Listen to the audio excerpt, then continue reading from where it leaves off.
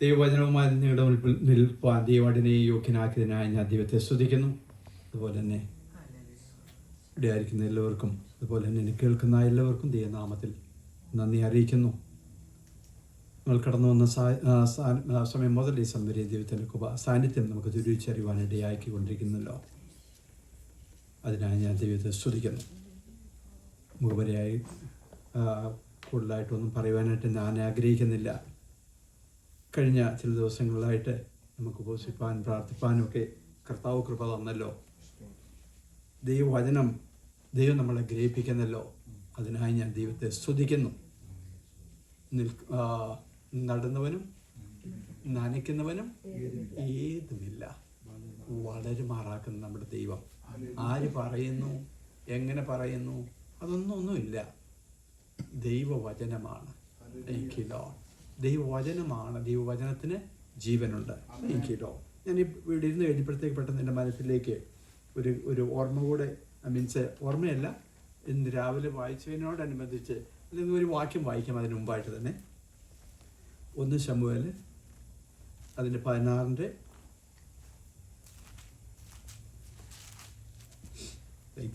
1 വാക്യം. അനന്തരം യഹോവ ശമൂവേലിനോട്, ഇസ്രയേലിലെ രാജസ്ഥാനത്തിൽ നിന്ന് ഞാൻ ശൗലിനെ തള്ളിയെന്നറിഞ്ഞിരിക്കെ നീ അവനെക്കുറിച്ച് എത്രത്തോളം ദുഃഖിക്കും. കൊമ്പിൽ തൈലം നിറച്ച് പുറപ്പെടുക, ഞാൻ നിന്നെ ബേത്ലഹേമിനായ ഇശായിയുടെ അടുക്കൽ അയക്കും. അവൻ്റെ മക്കളിൽ ഞാൻ ഒരു രാജാവിനെ കണ്ടിരിക്കുന്നു എന്ന് കൽപ്പിച്ചു. ഇതിനെക്കുറിച്ച് ചില കാര്യങ്ങളാണ് ദൈവം ഇന്ന് നിങ്ങളുടെ മുമ്പ് ഷെയർ ചെയ്യുവാനായിട്ട് ഞാൻ ആഗ്രഹിക്കുന്നത്. Thank you Lord. അവിടെ ഈ കാര്യത്തെക്കുറിച്ച് എൻ്റെ മനസ്സിൽ നിൽക്കുമ്പോൾ തന്നെ ഞാനിത് വായിച്ചു കഴിഞ്ഞപ്പോഴത്തേക്ക് ഒരു കാര്യം ഞാൻ ഓർപ്പിക്കുവാനായിട്ട് ആഗ്രഹിക്കുന്നു. ശൗലിനെ പിന്നീട് ശൗൽ എത്ര നാള് രാജാവായിട്ടിരുന്നു? അറൗണ്ട് 40 വർഷമോ മറ്റോ രാജാവായിട്ടിരുന്നു. പക്ഷെ ഇവിടെ ദൈവം എന്താ പറഞ്ഞേക്കുന്നത്? ശൗല് ഇതിനു മുമ്പ് എത്ര വർഷം ഇരുന്നു? ദൈവം പറഞ്ഞിരിക്കുന്നു, ഞാൻ ശൗലിനെ രാജസ്ഥാനത്ത് നിന്ന് നീക്കിയിരിക്കുന്നു, തള്ളിക്കളഞ്ഞിരിക്കുന്നു. ദൈവം നീക്കി. പക്ഷെ എന്നുണ്ടെങ്കിൽ ശൗൽ അവിടെ എന്ത് ചെയ്യുന്നു? പിന്നെ പേരിന് വേണ്ടി അല്ലെങ്കിൽ കടിച്ചു തൂങ്ങി അവിടെ കിടക്കുക. അതുകൊണ്ട് അവൻ്റെ ജീവിതത്തിൽ എന്തെങ്കിലും നേട്ടം ഉണ്ടായോ?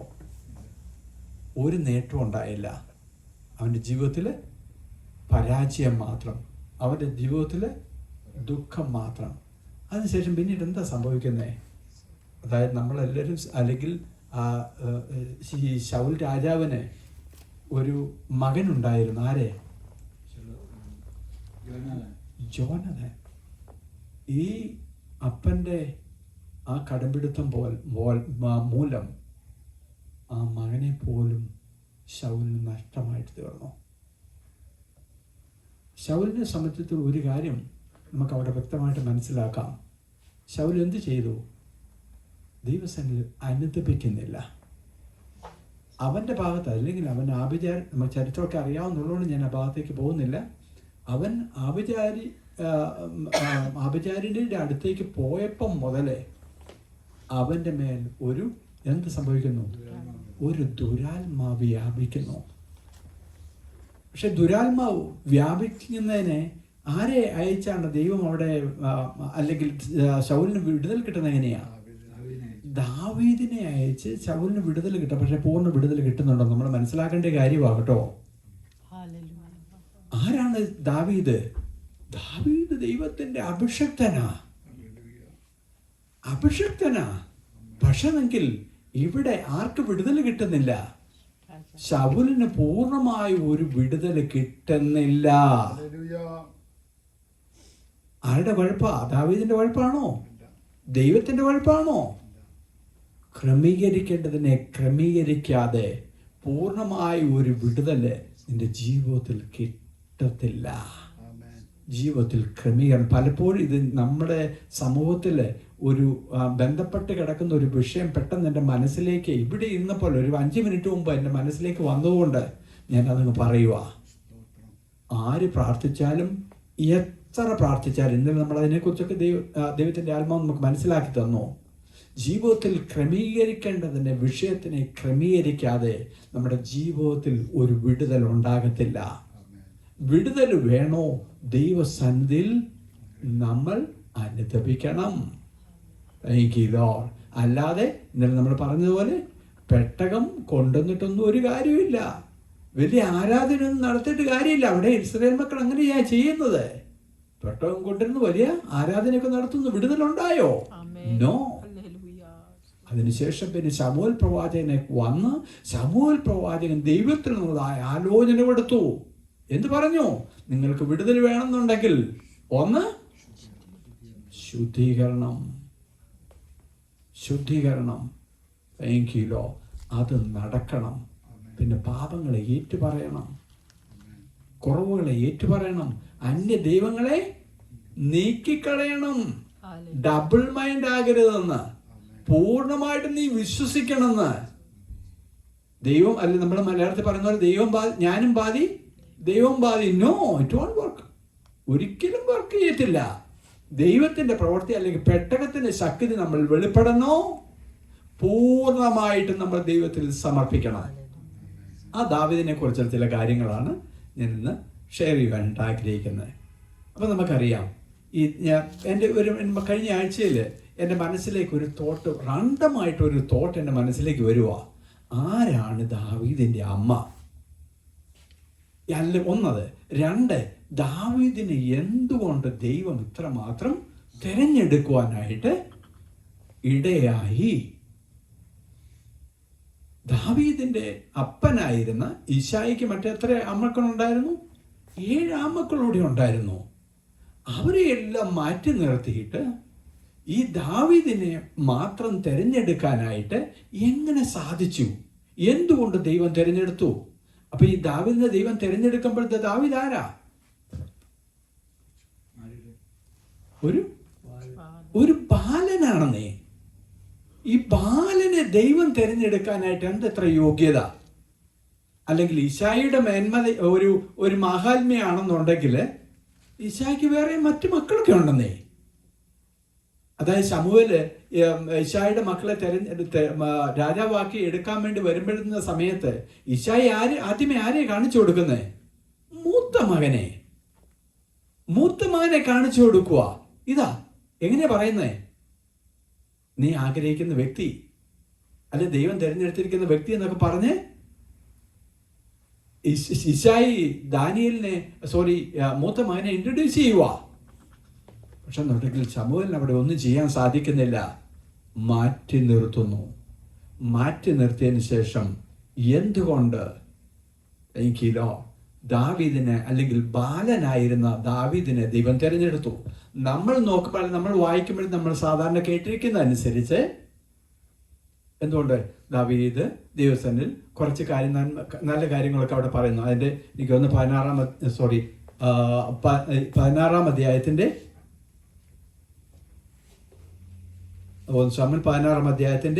18 വാക്യം. 18 വാക്യം ഒന്ന് വായിച്ചേ.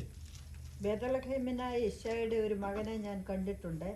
അവൻ കിന്നരവായനയിൽ നിപുണനും പരാക്രമശാലിയും യോദ്ധാവും വാക്ചാതുര്യമുള്ളവനും കോമളനുമാകുന്നു. യഹോവ അവനോട് കൂടെയുണ്ട്. അപ്പൊ അവിടെ കുറെ നല്ല കാര്യങ്ങളൊക്കെ പറയുന്നുണ്ട്. പക്ഷെ എന്നുണ്ടെങ്കിൽ ഈ കാര്യങ്ങളൊക്കെ, അല്ലെങ്കിൽ ഈ എന്താ പറഞ്ഞേ, ഈ കഴിവുകൾ, അല്ലെങ്കിൽ എന്നുണ്ടെങ്കിൽ ഈ നന്മകളൊക്കെ ഈ ദാവീദ് പയ്യനായിരിക്കുന്ന ദാവീദിന്റെ ജീവിതത്തിലേക്ക് കിട്ടണം എന്നുണ്ടെങ്കിൽ എന്താണ് കാര്യം? അതാണ് എന്നെ ചിന്തിപ്പിച്ചത്. എങ്ങനെ കിട്ടി ദാവീദിന് ഈ ക്രെഡിറ്റ് എല്ലാം? എങ്ങനെ ദാവീദിന് ഇത്രമാത്രം കാര്യങ്ങൾ ദൈവത്തിൽ നിന്ന് കിട്ടി? അങ്ങനെയാണ്. പക്ഷെ എന്നുണ്ടെങ്കിൽ ബൈബിൾ നോക്കി കഴിയുമ്പോഴത്തേക്ക് പിന്നെ കാര്യമായിട്ടൊന്നും അതിനെക്കുറിച്ച് പറയുന്നില്ല. പക്ഷെ എന്നുണ്ടെങ്കിൽ നമുക്കൊരു കാര്യം നമുക്ക് വ്യക്തമാ. ദൈവം എല്ലാ മനുഷ്യരെയും സ്നേഹിക്കുന്നു. ദൈവത്തിന് മുഖപക്ഷമില്ല. ദൈവം നീതിമാനായ ദൈവമാ. ദൈവം സകല മനുഷ്യരെയും ഉണ്ടാക്കിയ ദൈവമാ. സകല മനുഷ്യനും ജന്മം കൊടുക്കുന്ന ദൈവമാ. സകല ദൈവം അതിനകത്ത് വളരെ ക്ലിയർ ആയിട്ട് പറഞ്ഞു, സകല ജഡത്തിനും ആഹാരം കൊടുക്കുന്ന ദൈവം എന്ന്. അങ്ങനെ തന്നെ പറഞ്ഞിരിക്കുമ്പോൾ എങ്ങനെ ഈ ദാവീദിന് ഈ കാര്യങ്ങൾ, അല്ലെങ്കിൽ ദൈവം എങ്ങനെ ദാവീദിനെ തിരഞ്ഞെടുക്കുന്നു? അല്ലെങ്കിൽ ഇശായിയുടെ മകനായിരുന്ന ഈ ദാവീദിനെ ദൈവം തിരഞ്ഞെടുക്കുന്നു. ഒരു കാര്യം കൂടെ, ഈ ഇശായിക്ക് ഈ ദാവീദിനോട് അത്ര താല്പര്യം ഉണ്ടായിരുന്നോ? നോ. ഇശായിയുടെ മക്കൾ പ്രിയപ്പെട്ടവരൊക്കെ നമുക്ക് അറിയാം. ഇശായിക്ക് ഇവിടെ രണ്ടാമത്തെ ഭാര്യയിൽ അല്ലെങ്കിൽ ഒന്നും ജനിച്ചതാണ് ഈ ദാവീദ് എന്നുള്ള കാര്യം നമുക്കറിയാം. മറ്റ് സഹോദരന്മാരൊക്കെ വേറെ ഭാര്യയിൽ നിന്ന് ജനിച്ചവരാണ്. പക്ഷെ നമുക്ക് ഈ രണ്ടാമത്തെ ഭാര്യയിൽ നിന്ന് ജനിച്ച ഈ ഈ ഇശായി അത്ര നല്ല രീതിയിലല്ല ട്രീറ്റ് ചെയ്തത്. അതിന് വ്യക്തമായിട്ടൊരു ഉദാഹരണം നമ്മൾ പറഞ്ഞു കഴിഞ്ഞാൽ, ഈ ഇത്രമാത്രം ഒരു സെലിബ്രേഷൻ അല്ലെങ്കിൽ ഒരു രാജാവായിട്ട് അഭിഷേകം ചെയ്യാൻ വേണ്ടി ഒരു ശമൂവേൽ പ്രവാചകൻ വന്നിരിക്കുന്ന സമയത്ത് ഈ ദാവീദിനെ ഇശായി ക്ഷണിക്കുന്നു പോലുമില്ല. വീട്ടിൽ ഇത്രമാത്രം ഒരു ഫംഗ്ഷൻ നടക്കുന്ന സമയത്ത് ദാവീദിനെ ഇശായി ക്ഷണിക്കുന്നു പോലുമില്ല.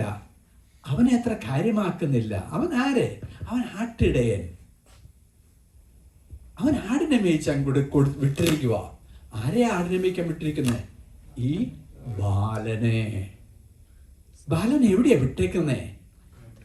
കാട്ടില്. ആ കാട്ടിലെ സിറ്റുവേഷനോട് ഒന്ന് ആലോചിച്ച് നോക്കിയേ. ദാവീദ് എന്താ പറയുന്നേ? ദാവീദ് ശൗലിനോട് എന്താ പറയുന്നത്?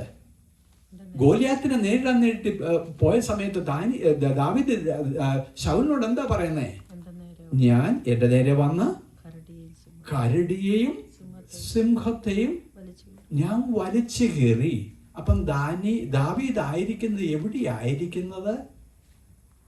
കരടിയും സിംഹവുമുള്ള ഈ കാട്ടിലാണ് ആരിയ്ക്കുന്നത്? ഈ ദാവീദിനെ ആക്കിയിരിക്കുന്നത്? മകനെ, ഈ ബാലനായിരിക്കുന്ന മകനെ ഇശായി അയച്ചിരിക്കുന്നത്. അവനെ കുറിച്ച് അത്ര പ്രാധാന്യമൊന്നുമില്ലെന്ന് നമുക്ക് ഇതൊക്കെ വായിക്കുമ്പം അല്പം കോമൺ സെൻസ് ഉള്ളവർക്ക് നമുക്ക് മനസ്സിലാക്കാൻ പറ്റും.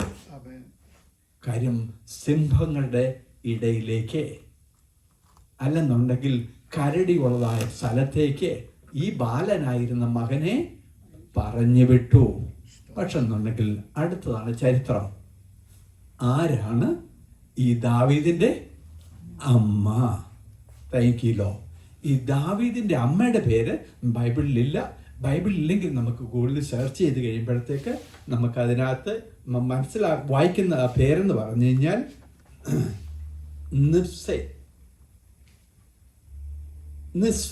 നിസ്വേത്. അതായത് സ്പെല്ലിംഗ് ഒന്നുകൂടെ പറഞ്ഞു കഴിഞ്ഞാൽ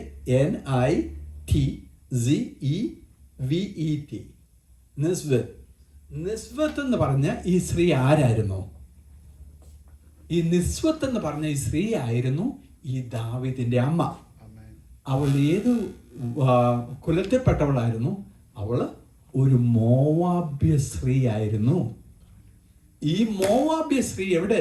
ഈ ഇശായിയുടെ വീട്ടില് ശുശ്രൂഷ അല്ലെങ്കിൽ ഒരു അടിമ എന്നുള്ള രീതിയിൽ പോലെ ജീവിച്ചതായ, ഒരു അടിമയിൽ നിന്ന് ജനിച്ചതായ ഒരു സന്തതിയായിരുന്നു ദാവീദ്.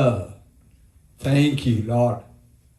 അങ്ങനെ അടിമയിൽ നിന്ന് ജനിച്ചതായ ഒരു സന്തതിയായിട്ടാണ് ദാവീദ് ജനിക്കുന്നത്.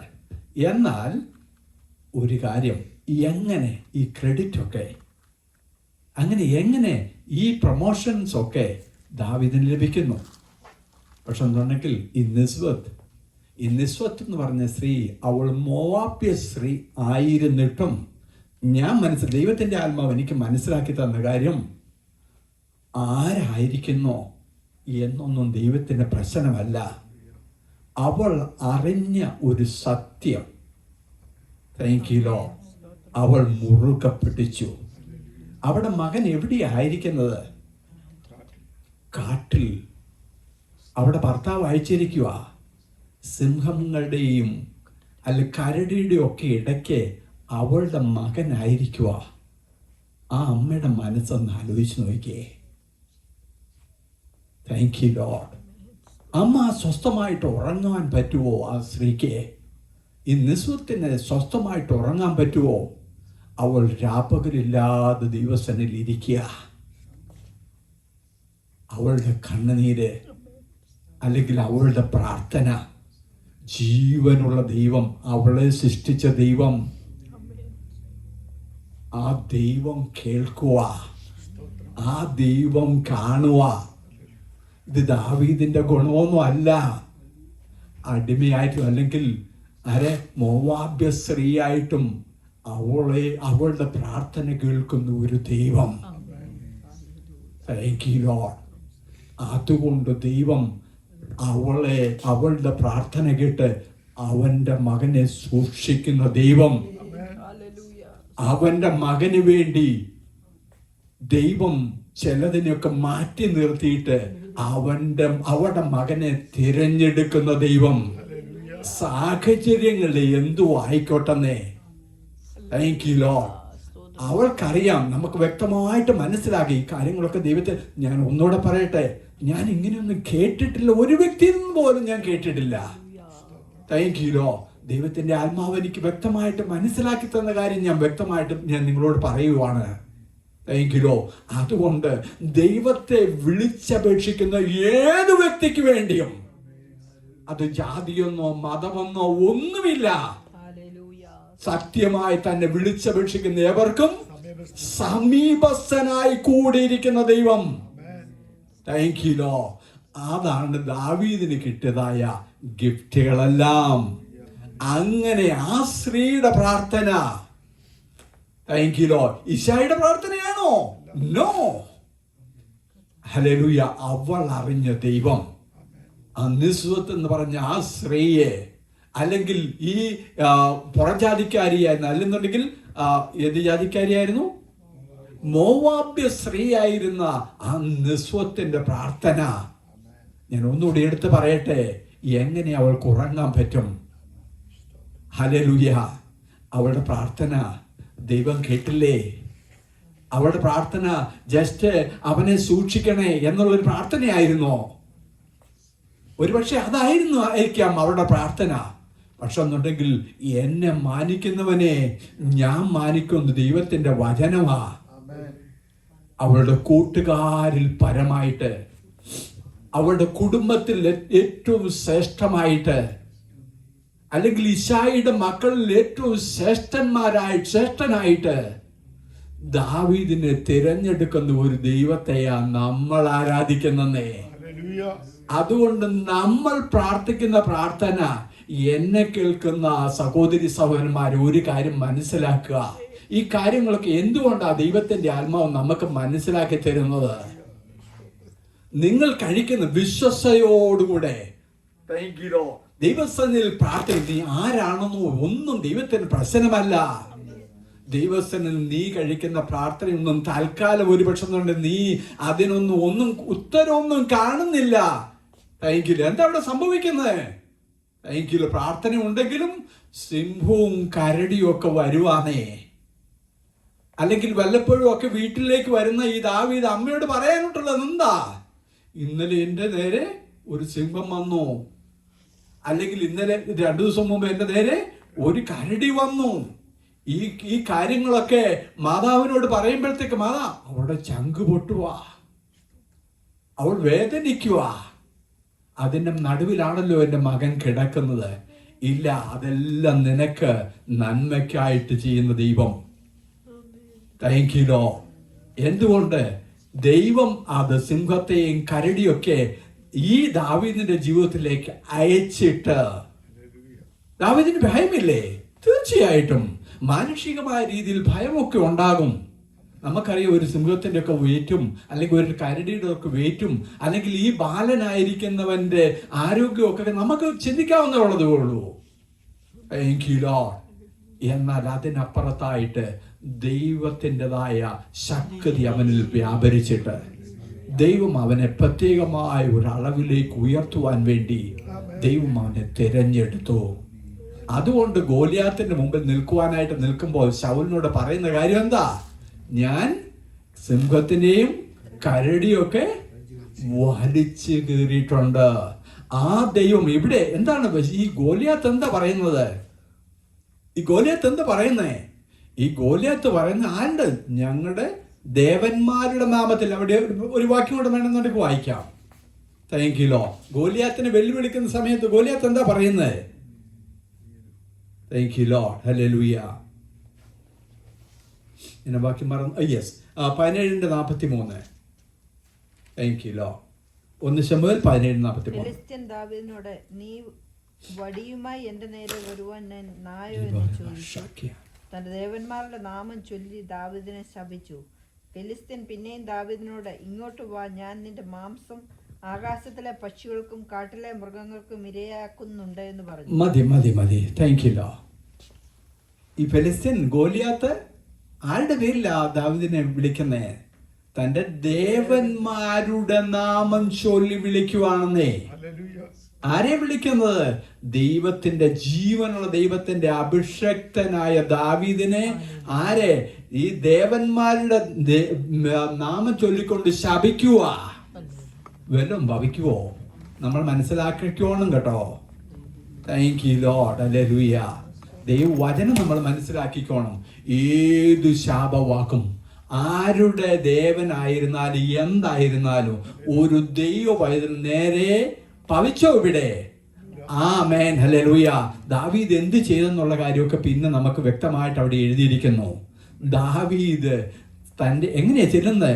സൈന്യങ്ങളുടെ ദൈവമായ യഹോവയുടെ നാമത്തിലാണ് അവൻ ചെല്ലുന്നത്. സകല നാമത്തിലും മേലായ നാമം. മറ്റ് നാമങ്ങളൊക്കെ അവിടെ മാറിയിരിക്കുമെന്നേ. നീ സൈന്യങ്ങളുടെ ദൈവമായ യഹോവയുടെ നാമത്തിലാണ് നീ ചെല്ലുന്നുണ്ടെങ്കിലുണ്ടല്ലോ, മറ്റവൻ എന്തും പറഞ്ഞോട്ടെ, മറ്റവൻ എത്ര ഹൈറ്റ് ഉള്ളവനായിക്കോട്ടെ, മറ്റവൻ എത്ര ശക്തിയുള്ളവനും ആയിക്കോട്ടെ, നീ അതൊന്നും നോക്കണ്ടെന്നേ. നിനക്ക് നോക്കുവാനായിട്ടുള്ളത് സൈന്യങ്ങളുടെ ദൈവമായ യഹോവയുടെ നാമം. ഹല്ലേലൂയ. ആ നാമത്തിൽ കടന്നു ചെല്ലുന്നായ ദാവീദിനെ താങ്ക് യു ലോർഡ്. എന്ത് ചെയ്തു? എന്ത് പറ്റി ഗോലിയാത്തിന്? ആ ദേവന്മാരുടെ വിളിച്ചപേക്ഷിച്ചവർക്കൊക്കെ എന്ത് പറ്റി? Thank you Lord. ഒരു നിമിഷം കൊണ്ട് അവന്റെ പേരില്ലാതായി. ഒരു നിമിഷം കൊണ്ട് എല്ലാം തീർത്തു. ആ ദൈവത്തെ നമ്മൾ സേവിക്കുന്നത്. ആ ദാവീദിന്റെ ദൈവമാണ് നമ്മുടെ ദൈവം. Thank you Lord. നമ്മൾ എപ്പോഴും മനസ്സിലാക്കുക. ഞാൻ നേരത്തെ നിർത്തുക. കാര്യം എന്താണെന്ന് വെച്ചാൽ നമുക്ക് ഞാൻ പ്രാർത്ഥിക്കണം. Thank you Lord. ഹല്ലേലൂയ. ആ ദാവീദിന്റെ ദൈവമാണ് നമ്മുടെ ദൈവം. ആ നസ്രത്തിന്റെ ദൈവമാണ് നമ്മുടെ ദൈവം. Thank you Lord. ആ പ്രാർത്ഥന കേൾക്കുന്ന ആ സ്ത്രീയുടെ ദൈവം നമ്മുടെ ദൈവമാണ്. എന്നെ മാനിക്കുന്നവന്, അതേ ജീവനുള്ള ദൈവത്തെ അവൾ അറിഞ്ഞ സത്യത്തിൽ അവൾ പൂർണ്ണമായിട്ടും വിശ്വസിച്ചുകൊണ്ട് ആ ദൈവത്തിന്റെ മുഖത്തേക്ക് നോക്കിയതുകൊണ്ട് ആരാക്കി അവളുടെ മകനെ. Thank you Lord. ജസ്റ്റ് ഒരു രാജാവായിട്ടാണോ മാറ്റിയത്? അതിനെ കുറിച്ച് എങ്ങനെയാ ദൈവം സാക്ഷി പറയുന്നേ? എന്റെ ഹൃദയപ്രകാരമുള്ള മനുഷ്യൻ. Thank you Lord. ദൈവം ഹല്ലേലൂയ ആ മോവാബ്യ സ്ത്രീയുടെ മകനെ കുറിച്ച് സാക്ഷി പറയുക. എന്റെ ഹൃദയപ്രകാരമുള്ള മനുഷ്യൻ. ഹല്ലേലൂയ. Thank you. എത്ര ബ്യൂട്ടിഫുൾ ആയിട്ടുള്ള കാര്യമാണ്. Thank you. അതുകൊണ്ട് നമ്മൾ മനസ്സിലാക്കുക, നമ്മൾ പ്രാർത്ഥിച്ചാൽ ദൈവം കേൾക്കത്തില്ല എന്നൊന്നും വിചാരിക്കരുത്. തക്ക സമയത്ത് ദർശനത്തിനൊരു അവധി വെച്ചിരിക്കുന്നു. അത് സമാപ്തിയിലേക്ക് നീങ്ങിക്കൊണ്ടിരിക്കുന്നു. അതിനുവേണ്ടി ദൈവം എന്ത് ചെയ്യുന്നു? ചില പ്രവാചകനായ ശമൂവേലിനെ അയക്കുക. Thank you Lord. ഇവിടെ ശമൂവേലിന്റെ ഇഷ്ടപ്രകാരമാണോ തിരഞ്ഞെടുക്കുന്നത്? അത് ദൈവ ഇഷ്ടപ്രകാരം ദൈവം തിരഞ്ഞെടുക്കാൻ വേണ്ടി താങ്ക് യു ലോർഡ് ആരുടെ വീട്ടിലേക്ക് അയക്കുന്നു? താങ്ക് യു ലോർഡ് ഈശായുടെ വീട്ടിലേക്ക് എന്ന് പറയുന്നതിന് കുറച്ചുകൂടി ഉപരിയായിട്ട് ഈ ദാവീദിന്റെ അമ്മയുടെ വീട്ടിലേക്ക് അയക്കുക, നസീബത്തിന്റെ വീട്ടിലേക്ക് അയക്കുക. Thank you Lord. പ്രാർത്ഥിക്കുന്നവരുടെ വീട്ടിലേക്ക് അയക്കുവാന്നോ? Thank you Lord. നിന്റെ പ്രാർത്ഥനയ്ക്ക് ഉത്തരം വന്നു. ഹല്ലേലൂയ. Thank you. അന്ന് അവൾ തിരിച്ചറിഞ്ഞു, എന്റെ പ്രാർത്ഥന കേൾക്കുന്ന ഒരു ദൈവമുണ്ട്, എന്നെ കാണുന്ന ഒരു ദൈവമുണ്ട്. Thank you Lord. അതിനോടൊക്കെ ഒരു കാര്യം കൂടെ ഞാൻ പറഞ്ഞു ഞാൻ നിർത്താം. ദാവീദിനെ കുറിച്ച് എന്താ പറയുന്നത്? ഒരു 2-3 കാര്യങ്ങൾ പറഞ്ഞു. അവൻ ആരായിരുന്നു? അവൻ കോമളനായിരുന്നു. ഈ മറ്റുള്ള സഹോദരന്മാർക്കൊത്ത് ഈ കോമളത്വം ഇല്ലാതിരിക്കും. ഇവൻ എങ്ങനെ ഈ കോമളത്വം വരുന്നേ? ഓക്കെ, അത് നമ്മൾ ലോജിക്കലായിട്ട് ചിന്തിക്കേണ്ട കാര്യമാണ്. എവിടുന്ന് കിട്ടി? അവൻ്റെ അമ്മയിൽ നിന്ന് കിട്ടി. അവൾ മോവാബി സ്ത്രീ ആയിരുന്നിട്ടും അവൾ ആരായിരുന്നു? ഈ ദൈവവചനപ്രകാരം നമുക്ക് മനസ്സിലാക്കാം. Thank you Lord, hallelujah. Thank you. ചരിത്രങ്ങൾ ഓരോ നമ്മൾ വായിച്ചു കഴിയുമ്പോഴത്തെ ഓരോ കാര്യം നമ്മൾ പ്രൂഫ് ചെയ്യുന്നുണ്ടല്ലോ. Thank you law.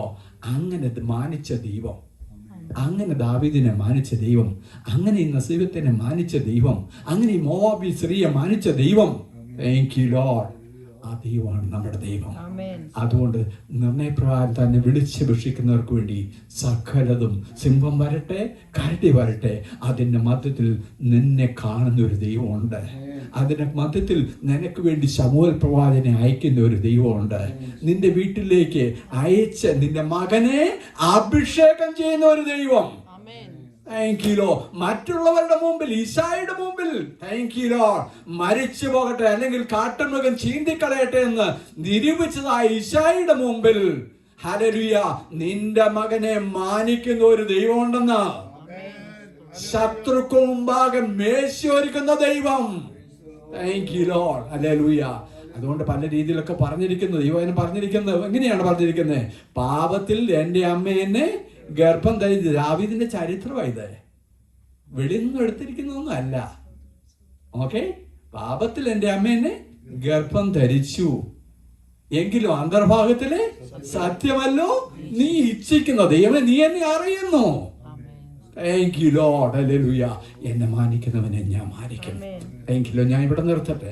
അതുകൊണ്ട് നമ്മൾ വിശ്വസ്തയോടുകൂടെ ദൈവസന്നിധിയിൽ ആരായിരുന്നാൽ നമ്മൾ പ്രാർത്ഥിക്കുന്നുവെങ്കിൽ ദൈവം നമ്മുടെ പ്രാർത്ഥന കേട്ട് നമുക്ക് വേണ്ടി ഇറങ്ങി വന്ന് അത്ഭുതം പ്രവർത്തിക്കുന്ന ദൈവം, ശത്രുക്കുമ്പാവ് മേശയൊരുക്കുന്ന ദൈവം, ആ ദൈവമാണ് നമ്മുടെ ദൈവം. ഇവരെന്നുള്ള ആ ദൈവം നമ്മളെ അനുഗ്രഹിക്കുമാറാകട്ടെ. Thank you.